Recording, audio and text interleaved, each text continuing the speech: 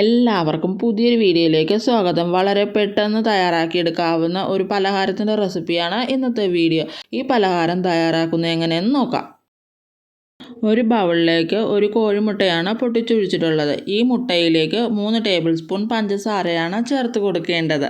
മധുരം ഒന്ന് ബാലൻസ് ചെയ്യുന്നതിനായി ഒരു നുള്ളു ഉപ്പ് കൂടി ചേർത്ത് കൊടുക്കണം. ഇനി ഒരു വിസ്ക് ഉപയോഗിച്ച് ഈ മുട്ടയൊന്ന് നന്നായിട്ട് ബീറ്റ് ചെയ്തെടുക്കണം. നന്നായിട്ട് ബീറ്റ് ചെയ്തെടുത്തിട്ടുള്ള മുട്ടയിലേക്ക് 1/4 കപ്പ് മൈദയാണ് ചേർത്ത് കൊടുക്കേണ്ടത്. ഇനി ഈ മൈദയിലേക്ക് 1 കപ്പ് പാലാണ് ചേർത്ത് കൊടുത്തിട്ടുള്ളത്.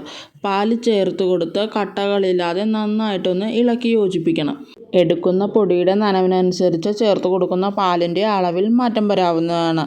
ദോശമാവിൻ്റെ പാകത്തിനാണ് ഈ മാവ് കിട്ടേണ്ടത്. മാവ് തയ്യാറായിട്ടുണ്ട്. ഇനി ഇതിലേക്ക് വേണ്ടുന്ന ഫില്ലിങ് തയ്യാറാക്കാം. ഒരു ബൗളിലേക്ക് 1 കപ്പ് തേങ്ങ ചിരകിയതാണ് ചേർത്ത് കൊടുത്തിട്ടുള്ളത്. മധുരത്തിന് ആവശ്യമായ 3 ടേബിൾ സ്പൂൺ പഞ്ചസാരയാണ് എടുത്തിട്ടുള്ളത്. പൊടിക്കാത്ത പഞ്ചസാരയാണ് ചേർത്ത് കൊടുത്തിട്ടുള്ളത്. ഇനി ഇതിലേക്ക് 2 ഏലക്ക ചതച്ചത് കൂടി ചേർത്ത് കൊടുക്കണം. ഇനി ഇതിലേക്ക് 1/4 കപ്പ് ഫ്രൂട്ടിയാണ് ചേർത്ത് കൊടുത്തിട്ടുള്ളത്. ഇനി ഇവയെല്ലാം കൂടി നന്നായിട്ട് ഇളക്കിയൊന്ന് യോജിപ്പിക്കണം. ഈ പലഹാരം തയ്യാറാക്കുന്നതിനുള്ള ഫില്ലിങ് തയ്യാറായിട്ടുണ്ട്.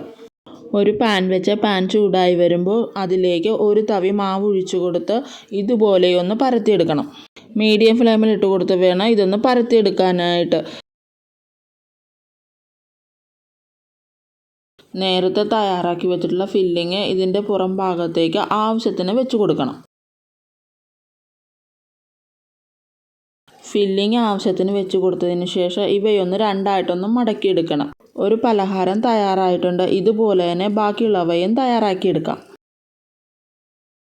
വളരെ പെട്ടെന്ന് തന്നെ തയ്യാറാക്കിയെടുക്കാവുന്ന ഈ പലഹാരത്തിൻ്റെ വീഡിയോ നിങ്ങൾക്ക് ഇഷ്ടമായെന്ന് വിചാരിക്കുന്നു. അടുത്തൊരു വീഡിയോയുമായി വീണ്ടും കാണാം.